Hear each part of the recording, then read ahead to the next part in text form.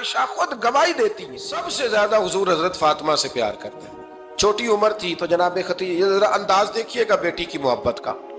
حضرت خدیجہ فرماتی ہیں حضور جب گھر آتے نا تو دروازے پہ کھڑے ہو کے اونچی آواز میں فرماتے السلام علیکم. کہتے ہیں حضور نہ سلام لیتے، میں جواب دیتی اپنے گھر حضور آئے ہیں، پر نبی پاک دروازے پہ ہی کھڑے ہیں. فرماتی ہیں کھڑے رہتے حضور، میں پھر تھوڑا ہنستی اور پھر میں کہتی فاطمہ سنتی ہو؟ اماں جی سنتی ہوں. فرمایا تمہارے ابا آ گئے ہیں دروازے پہ. تو فرماتی ہیں جناب فاطمہ وہاں سے دوڑ کے آتی اور رسول کریم کا دروازہ کھولتی، پھر نبی پاک کو انگلی سے پکڑ کے اندر لاتی. فرماتی ہیں جب تک وہ جاتی نہیں اللہ کے رسول دروازے پہ کھڑے رہتے. وہ انگلی پکڑ کے لاتی، پھر رسول کریم انہیں گود میں بٹھا لیتے. فرماتے ہیں وہ چھوٹی چھوٹی باتیں پوچھتی اور حضور ان کے بڑے بڑے جواب دیتے. وہ چھوٹی چھوٹی باتیں، بچپن کی ایک بات لکھی ہے ہمارے محدثین نے. ایک دن چھوٹی عمر میں، بالکل چھوٹی عمر میں حضرت فاطمہ نے پوچھا یا رسول اللہ میں اپنے رب کو کب دیکھوں گی؟ اللہ اکبر، عمر چھوٹی اور بات بڑی کر دی. میں کب دیکھوں گی؟ تو حضور نے فرمایا فاطمہ بڑی جلدی رب کریم تمہیں جنت میں لے جائے گا اور ساری جنتی عورتوں کی سردار بنائے گا اور پھر میرا رب تجھے اپنا دیدار بھی کرائے گا. تو جناب فاطمہ الزہرا رضی اللہ تعالیٰ عنہا چھوٹی چھوٹی باتیں کرتی ہیں. حضرت خدیجہ کہتی ہیں جب چلے جاتے نا حضور تو میں پھر بلاتی، میں کہتی ادھر آنا فاطمہ، کیا باتیں کر رہی تھی اپنے ابا سے؟ تو کہتی پھر وہ مجھے بتاتی بھی اور راضی بھی ہوتی. یہ سلسلہ آخر تک چلا. یہ حضرت فاطمہ سے راز کی باتیں کرنا حضور کا آخر تک چلا. بخاری مسلم میں حدیث، وہاں راوی حضرت خدیجہ ہے، یہاں راوی حضرت عائشہ صدیقہ ہے. جناب عائشہ صدیقہ کہتی ہیں حضور کے وصال ظاہری سے کچھ دن پہلے خود نبی کریم علیہ السلام نے حضرت فاطمہ الزہرا کو بلایا، اور جب وہ آئیں تو کہتی ہیں ان کو میں نے آتے دیکھا تو میں نے پھر حضور کو ان کے استقبال کے لیے کھڑے ہوتے بھی دیکھا. پھر حضور نے ان کا ماتھا چوما، جہاں بیٹھے تھے وہاں بٹھایا، پہلو میں بیٹھ گئے اور فرماتی ہیں پھر باپ بیٹی باتیں کرنے لگے. میں کوئی چیز بنا رہی تھی تو جناب عائشہ کہتی ہے میں نے دیکھا کہ حضور نے ان کے کان میں کوئی بات کہی تو جناب فاطمہ رونے لگ گئی. پھر حضور نے کان میں کچھ کہا تو وہ مسکرانے لگی. کہتی ہیں حضور وہ بات کر کے تشریف لے گئے، فاطمہ ابھی بیٹھی تھی، میں آئی، میں نے آ کے کہا کہ فاطمہ بتاؤ نبی کریم علیہ الصلوۃ والسلام نے آپ سے کیا کہا؟ کبھی ہنستی تھی کبھی روتی تھی. تو فرمایا حضور نے منع کیا ہے، یہ میرا اور میرے نبی کا راز ہے، میں حضور کی حیات ظاہرہ میں یہ بات کسی کو بتا نہیں سکتی. فرماتی ہیں کہ فاطمہ سے تو میں نے پوچھ لیا پر حضور سے پوچھنے کی تو ضرورت ہی نہیں تھی نا، لیکن وہ راز کی بات تھی. کچھ دن گزرے تو حضور بیمار ہو گئے، پھر کچھ دن گزرے تو حضور کا وصال ہو گیا. فرماتی ہیں کچھ عرصے کے بعد میں سیدہ فاطمہ الزہرا سے ملی تو میں نے کہا فاطمہ وہ بھید کھول تو دے، آج تو کھول دے وہ راز کیا تھا. آپ کو بلایا گیا، پھر آپ آئیں، پھر حضور نے بات کی، پھر نبی کریم علیہ السلام کے بات کرنے پر کبھی آپ روئیں کبھی آپ ہنسی، تو یہ کیا تھا؟ تو کہتی ہیں جناب فاطمہ پھر رونے لگی، کہنے لگی ہاں اماں جی اب میں پردہ کھول دیتی ہوں، اب میں راز بتا دیتی ہوں. حضور کا وصال ظاہری ہو گیا. فرمانے لگی مجھے حضور نے بلایا اور میرے کان میں فرمانے لگے فاطمہ وقت تھوڑا رہ گیا ہے، اب تیرے والد نے جانے کا پروگرام بنا لیا ہے، اب نہ ٹائم آ گیا ہے بچھڑنے کا. فرماتی ہیں جب میں نے یہ بات سنی تو میں رو پڑی، حضور آپ بچھڑ جائیں گے؟ کہتی ہے میں روئی. ذرا حدیث کے جملوں پہ غور کرنا. ماتی تھوڑی دیر گزری تو حضور نے میرے کان میں کہا فاطمہ پتر رو نہ، بیٹے رو نہ، میرے جانے کے بعد جو سب سے پہلے میرے پیچھے آ کے مجھے ملے گی نا بیٹی وہ تو ہی ہوگی. اللہ کرے میں سمجھا سکوں آپ کو بات. جب کہا نا کہ میں وصال کروں گا تو رو پڑی، اور جب کہا نا میرے بعد تیرا بھی جلدی وصال ہو جائے گا تو حضرت فاطمہ نے ہنسنا شروع کر دیا. کیا پیار ہے میرے محبوب علیہ الصلوۃ والسلام کے ساتھ جناب فاطمہ کا. ان کے وصال کی خبر سنی تو رو پڑی اور اپنے کی سنی تو ہنس پڑی. اور پھر حضور نے کہا فاطمہ تجھے یہ بھی پتا ہے نا کہ اللہ تجھے جنتی عورتوں کا سردار بنائے گا، یہ بھی تجھے پتا ہے. تو جناب فاطمہ الزہرا کے ساتھ شروع سے لے کر آخر تک میرے رسول کریم علیہ السلام کی محبت رہی، پیار رہا. اور جناب فاطمہ کا جو حضور سے پیار تھا، چھوٹی سی عمر تھی حضرت فاطمہ کی جب حضرت خدیجہ وصال کر گئی. تو کسی نے کہا فاطمہ سب سے پہلے گھر سے کب نکلنا ہوا؟ تو بخاری مسلم میں حدیث ہے، اللہ کے نبی نا بیت اللہ شریف کے سامنے سجدے میں تھے تو ابو جہل کو شرارت سوجھی، شرارت۔ اس نے کچھ لوگوں سے کہا، عقبہ بن ابی معیط تھا، کچھ اور لوگ تھے، کہنے لگا میں ابھی رستے سے گزرا ہوں تو وہاں کسی نے اونٹ ذبح کیا ہے، تو اونٹ کی اوجڑی، آپ نے اوجڑی دیکھی ہے نا، جانور کی اوجڑی بڑی وزنی ہوتی ہے، اس میں گندگی ہوتی، اونٹ کی اوجڑی بڑی وزنی ہوتی تھی۔ کہنے لگا وہاں اونٹ کی اوجڑی پڑی ہے، وہ دیکھو نبی پاک معاذ اللہ سجدے میں ہے، تو معاذ اللہ ثم معاذ اللہ وہ اونٹ کی اوجڑی اٹھاؤ حضور کی گردن پہ رکھ دو۔ تھوڑا سا مشکل سے جمعہ پڑھنا پڑ جائے نا، اور تھوڑا سا مشکل سے پڑھانا پڑ جائے تو ہم دین کے بہت بڑے خدمت گزار بن جاتے ہیں۔ یہ دیکھو سجدے کتنی مشکل سے ہو رہے ہیں، یہ دیکھو سجدے کتنی مشکل سے ہو رہے ہیں، کتنی مشکل سے حضور کے سر انور پر اوجڑی رکھ دی۔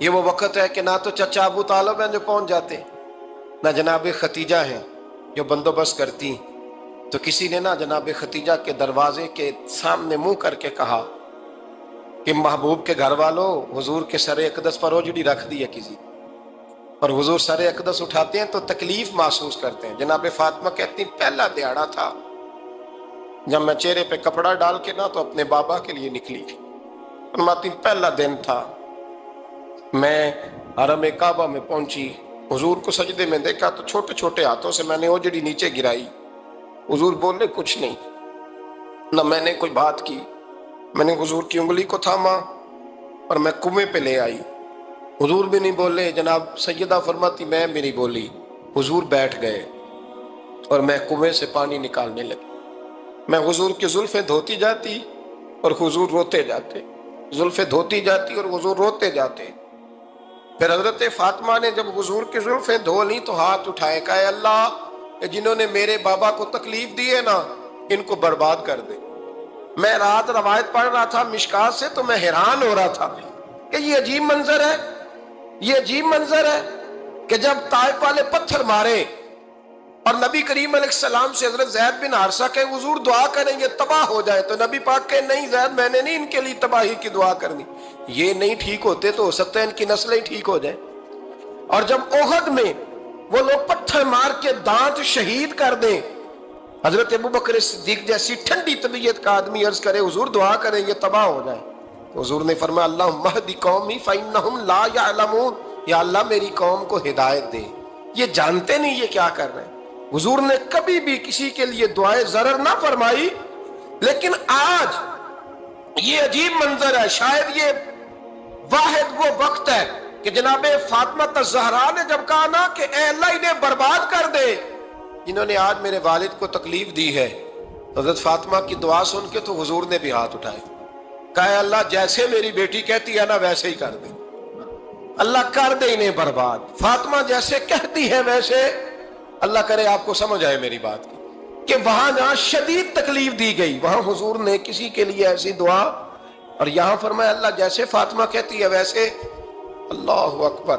حضرت عبداللہ ابن مسعود کہتے ہیں کہ وہ دعا بھی میں نے سنی، اور پھر میں نے ان سب لوگوں کو جن کے لیے جناب سیدہ نے دعا کی تھی ان سب کو پھر میں نے بدر میں کٹتے ہوئے بھی دیکھا، میں نے ان کی لاشوں پر گھوڑے چلتے ہوئے بھی دیکھے، پھر میں نے دیکھا کہ صحابہ انہیں گھسیٹ کر کنووں میں ڈال رہے تھے، میں غور سے دیکھ رہا تھا اور ان کے چہرے پہچان رہا تھا، تو مجھ سے کسی نے کہا عبداللہ تم کیا غور کر رہے ہو؟ تو میں نے کہا میں غور کر رہا ہوں یہ وہی ہیں سارے جن کے لیے سیدہ فاطمہ نے دعا کی تھی کہ یہ برباد ہو جائے، یہ وہی ہے میرے رسول کریم علیہ السلام کی ہر تکلیف کو جناب فاطمہ نے اپنی تکلیف سمجھا، ہر تکلیف کو۔ حضرت فاطمہ الزہرا کا کمال یہ ہے کہ انہوں نے میرے محبوب کا دکھوں میں ساتھ دیا، حضور کی تکلیف پر وہ تکلیف میں آتی، پریشان ہوتی۔ یہاں سے بات چلی 4-5 سال عمر مبارک تھی، حضرت فاطمہ کی کل عمر 29 سال ہوئی ہے۔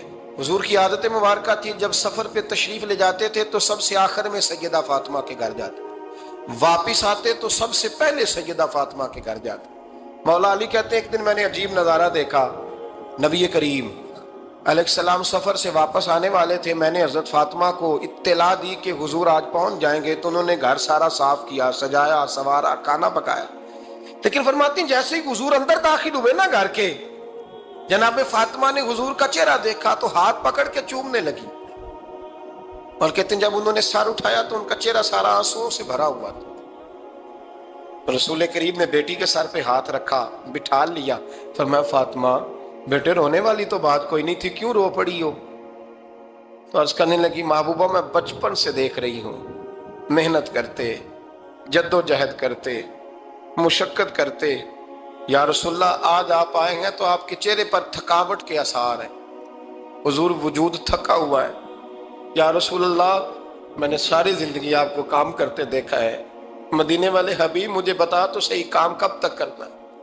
کوئی وقت آئے گا جب آپ کی کمر بھی بستر سے لگے، کوئی ٹائم آئے گا آپ گھر میں بیٹھیں من پسند غذائیں کھائیں، حضور کب تک یہ جد و جہد کرنی ہے، کب تک یہ کام ہوگا؟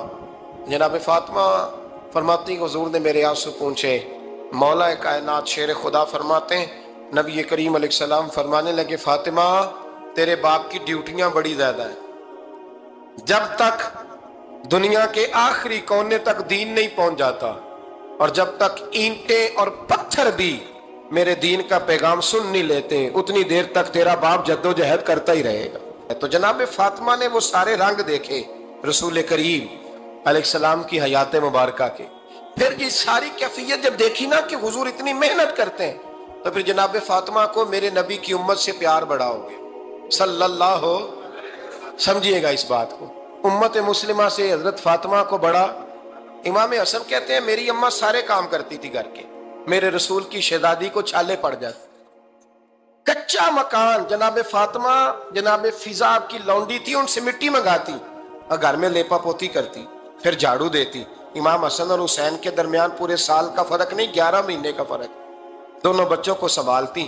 جناب علی کی والدہ حضرت فاطمہ بنت اسد بوڑھی تھی، جناب فاطمہ وہ کھول کے نوکری کرتی کہ حضرت فاطمہ بول پڑتی، حضرت فاطمہ بنت اسد بول پڑتی، کہتی بیٹے فاطمہ میرا اتنا نہ خیال رکھا کر، تیرے اپنے بھی بچے ہیں۔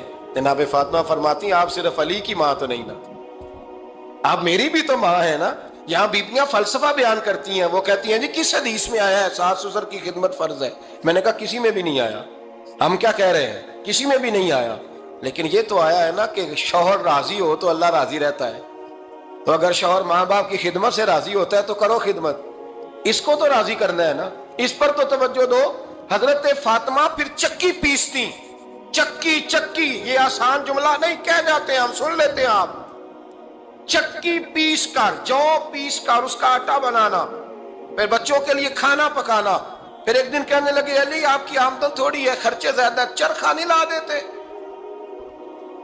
فاطمہ کیا کرو گی؟ فرمایا تھوڑا سا سود بنا لیا کروں گی، تم بیچ آیا کرنا، چلو میں تھوڑا ہاتھ بٹاؤں گی۔ یہ ساری ڈیوٹیاں کر کے حضرت حسن فرماتے ہیں پھر عزت والے رسول کی عزت والی بیٹی، پھر شانوں والے نبی کی شانوں والی بیٹی، پھر پاک محبوب کی پاک شہزادی، ساری ڈیوٹیاں کر کے رات کو مولا علی سے کہتی اگر آپ اجازت دیں تو اللہ کو راضی نہ کر لوں؟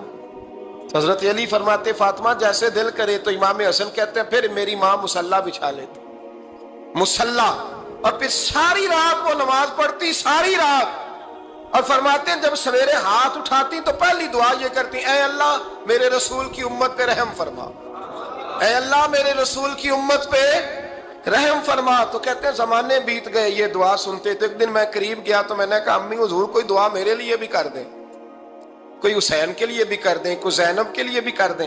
ساری دعائیں امت مصطفیٰ امت مصطفیٰ امت مصطفیٰ۔ کتنا بڑا جملہ ہے، کتنا بڑا، شیخ محقق نے لکھا ہے کتنا بڑا۔ جناب فاطمہ فرمانے لگی تیرے لیے بھی کرتی ہوں، حسین کے لیے بھی کرتی ہوں، زینب کے لیے بھی کرتی ہوں، سب کے لیے کرتی ہوں، پر بیٹا یاد رکھنا فاطمہ کی دعاؤں پر پہلا حق میرے رسول کی امت کا ہے۔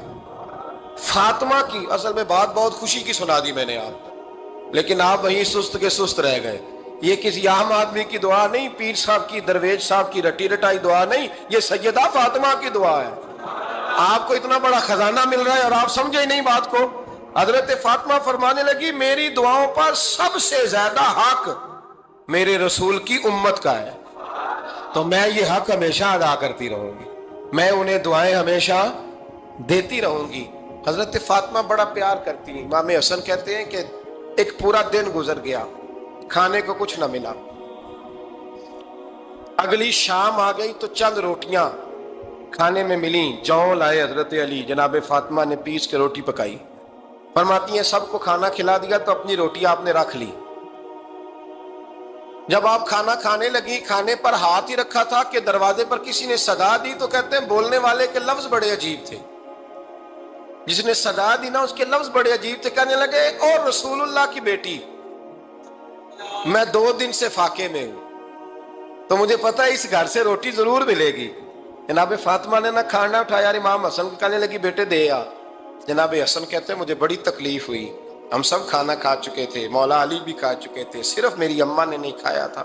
ماں اور بیٹے کا پیار, اور پھر حسن حسین اور سیدہ کا پیار. فرماتے میں نے کہا اماں جی آدھی دے دیتے ہیں, آدھی آپ کھا لیں. پورا دن گزر گیا, آپ فاقے سے ہیں. تو کہتے ہیں حضرت فاطمہ نے میرے سر پہ ہاتھ رکھا, پھر میرا ماتھا چوما. کہنے لگی بیٹا تو نے اس کی آواز نہیں نہ سنی جس نے صدا لگائی. اس نے نہ تو علی سے بات کی نہ تیرے ساتھ بات کی. اس نے تو کہا رسول اللہ کی بیٹی. تم نے صدا نہیں نہ سنی, اس کے لفظ کیا ہے. اس نے تو میرے ساتھ بات کی. اور پھر فرمایا بیٹے میں 1 دن سے فاقے میں ہوں, وہ 2 دن سے فاقے میں. میرا 1 دن گزارا اور ہو جائے امت کے ساتھ. ایک دن نا ایک نبی پاک کی بارگاہ میں شخص آیا, اس نے کلمہ پڑھا. قبیلہ بنو سلیم سے اس کا تعلق تھا. نبی کریم علیہ السلام نے اس سے اس کی مالی حالت پوچھی. تو عرض کرنے لگا یا رسول اللہ صلی اللہ علیہ وسلم میرے قبیلے میں 3000 لوگ ہیں اور سب سے غریب میں ہی ہوں. نبی کریم صلی اللہ تعالی علیہ وسلم نے فرمایا اس کی مدد کرو بھائی. حضرت سعد بن عبادہ اٹھے تو انہوں نے نا اس کو کہا کہ میری اونٹنی باہر کھڑی ہے, تو یہاں سے اٹھ کے چل, میں اونٹنی تجھے دیتا ہوں. مولا علی شیر خدا اسی وقت اٹھے اور آپ نے اپنے سر سے امامہ شریف اتارا. فرمایا میں نے کل ہی خریدا ہے, یہ میں تمہیں تحفے میں دیتا ہوں. حضور نے نا حضرت سلمان فارسی کی ڈیوٹی لگائی. فرمایا اسے سواری بھی مل گئی, کپڑے بھی مل گئے, اس کے کھانے کا بندوبست کر, پتہ کر کس گھر میں کھانا ہے تو لا. حضرت سلمان فارسی کہتے ہیں میں گلی میں نکلا تو پہلی نظر میری سیدہ فاطمہ کے دروازے پہ پڑی. میں نے دستک دی, سیدہ فاطمہ اندر سے بولی کون ہے؟ میں نے کہا میں غلام سلمان فارسی. جناب فاطمہ الزہرا سے میں نے عرض کی ایک بندہ آیا ہے, کلمہ پڑھا ہے, اور وہ کہتا ہے 3000 آدمی میرے قبیلے میں ہیں اور سب سے غریب میں ہوں. تو اماں جی اس کو مولا علی نے امامہ دے دیا ہے اور حضرت سعد بن عبادہ رضی اللہ تعالیٰ عنہ نے اونٹنی دے دی ہے. اب وہ حضرت فاطمہ فرما سکتی تھی کہ جب شیر خدا نے دے دیا ہے تو ہمارا تو حصہ پڑ گیا. تو فرمانے لگی بھائی میرے ساتھ کیا مطالبہ ہے بتاؤ, جلدی کرو. کہا کھانا نہیں کھایا اس نے. تو آپ فرمانے لگی کھانا دیتے ہیں. حضرت سلمان فارسی کہنے لگے اماں جی کھانے میں کیا ہے؟ تو کہنے لگی کچھ بھی نہیں, 3 دن ہو گئے حسن حسین نے روٹی نہیں کھائی, پر بڑا کچھ ہے میں دیتی ہوں. کہتے میں سوچ میں پڑ گیا کہ انہوں نے 3 دن سے نہیں کھایا, پھر بھی بڑا کچھ ہے. پھر بھی ہم نے نا جو کھایا ہے اور باقی کا سالن فریج میں رکھا ہے, پرسوں والا بھی فریز ہوا پڑا ہے, شام کی سبزی آ گئی. کسی نے پوچھا حال کیا؟ کہتا سب سے غریب میں ہی ہوں, بڑا ماڑا بندہ ہوں, رو پڑیں گے پریشان. کہا بچوں نے 3 دن سے روٹی نہیں کھائی, پر سلمان بڑا دیا ہے میرے اللہ نے, بڑا کچھ ہے. تو کہا اماں جی پھر کرنا کیا ہے؟ فرمایا تو ٹھہر نا میں بتاتی ہوں. کمبل پڑا تھا, بسترا سمجھ لیں, موٹا اوڑھنے کا, کھدر کا. حضرت فاطمہ جلدی سے لائیں. فرمانے لگے یہ پکڑو اور دیر نہ کرنا. یہ ہماری گلی کے کونے پہ نا 2-4 گھر چھوڑ کے تو ایک یہودی ہے, اس کا نام شمعون ہے.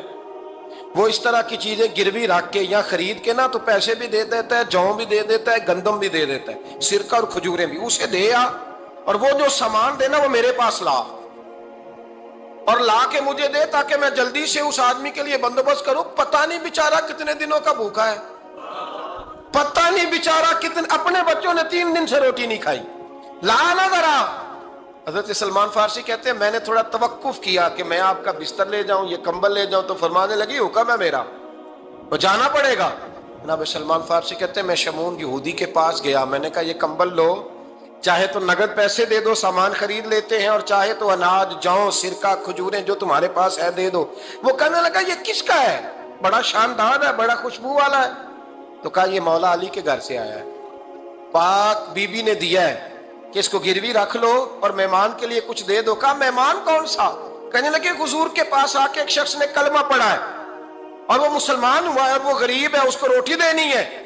تو وہ شمون یہودی کہنے لگا میں بھی تورات پڑھا کرتا تھا، تو آج ہی سویرے میں نے پڑھا ہے، آج ہی سویرے پڑھا ہے، ابھی پڑھا ہے، میں بڑی دیر سے حضور آئے تھے پر میری آنکھوں پہ پردہ ہی رہ گیا، مقدر سکندر کا دیکھو کہ پیاسے چلے جا رہے ہیں کنارے کنارے، میں پیاسا ہی مرنے لگا تھا، آج ہی میں نے پڑھا ہے کہ جو آخری امت آئے گی نا، اس امت میں جو رسول اللہ صلی اللہ علیہ وسلم کے قریبی ہوں گے، ان کا کمال یہ ہوگا کہ وہ اپنا پیٹ پر پتھر باندھ کے دوسروں کی مدد کیا کریں گے۔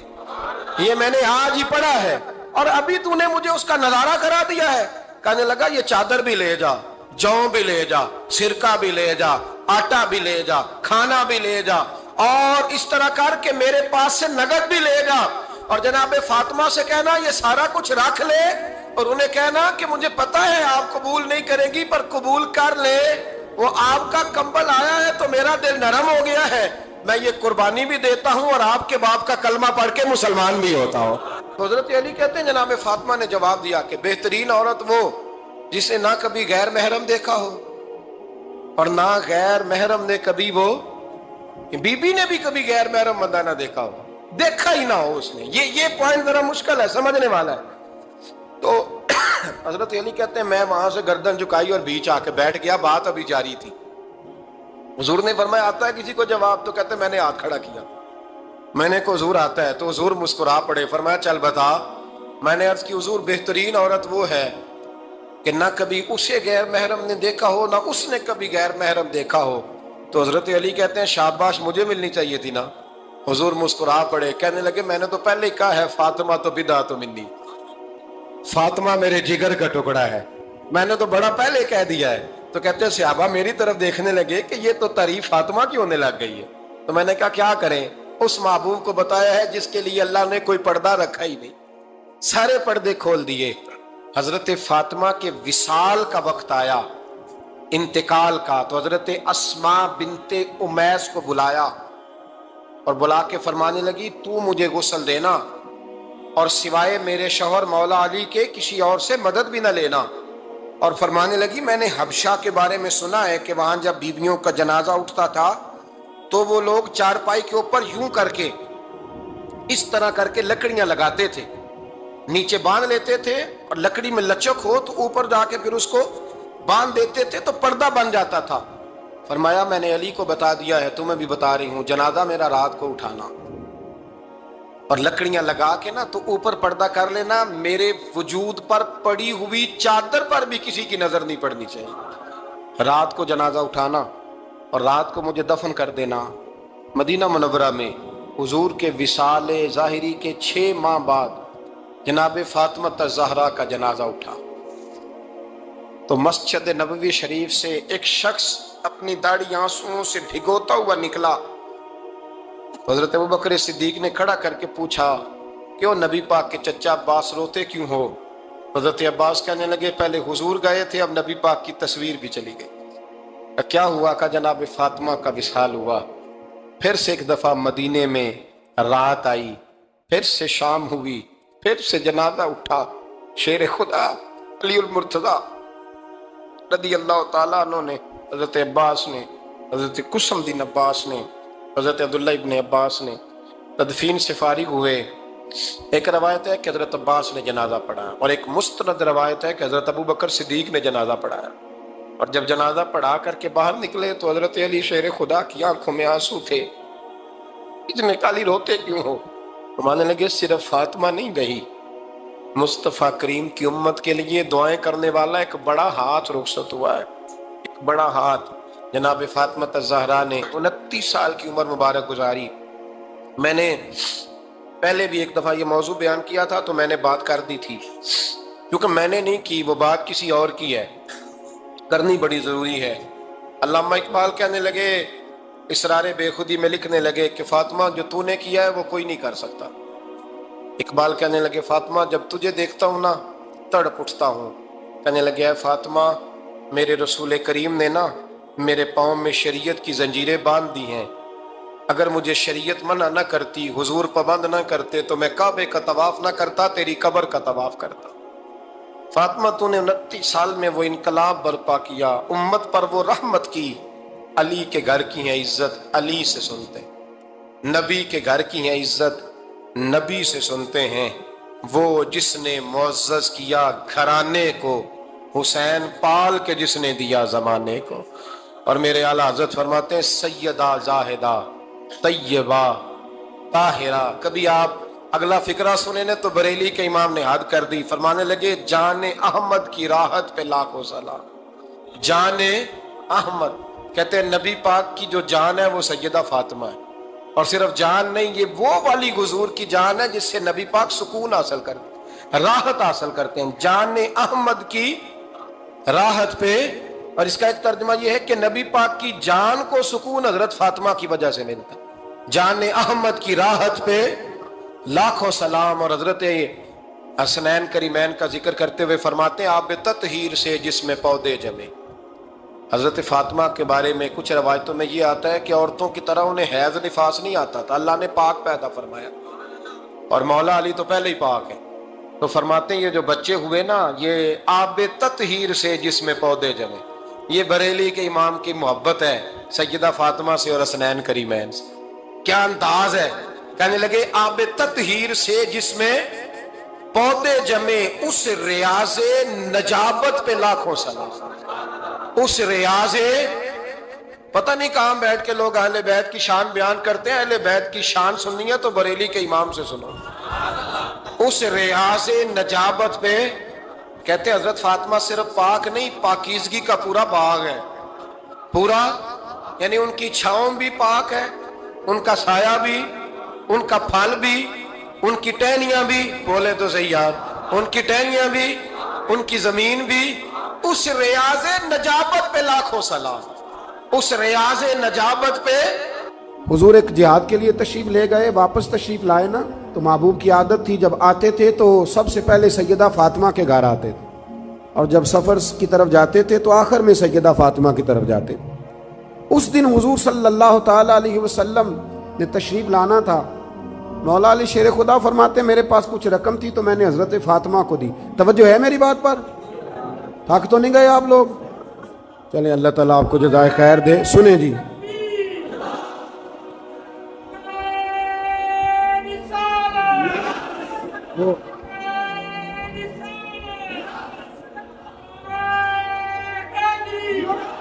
اللہ آپ کو جزائے خیر دے، اللہ آپ کو برکت دے۔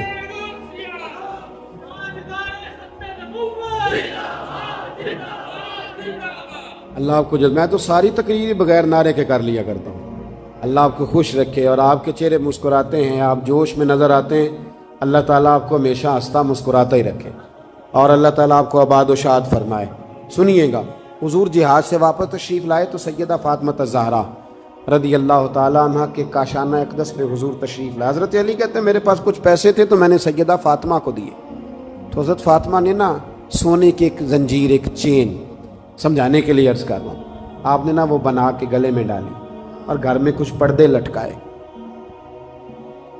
معاملہ یہ نہیں ہے کہ مجبوریاں کتنی ہیں، معاملہ یہ ہے کہ ہم نے وسائل سے زیادہ مسائل کھڑے کر لیے، اور بیٹیوں کو اس جگہ لا کے کھڑا کر دیا کہ وہ کمپیریزن کرتی ہیں، وہ کہتی ہیں اس کے پاس یہ ہے تو میرے پاس کیوں نہیں۔ رمضان کی اس ٹھنڈی اور خوبصورت اور میٹھے وقت میں ضرور میری بات پہ غور کرنا۔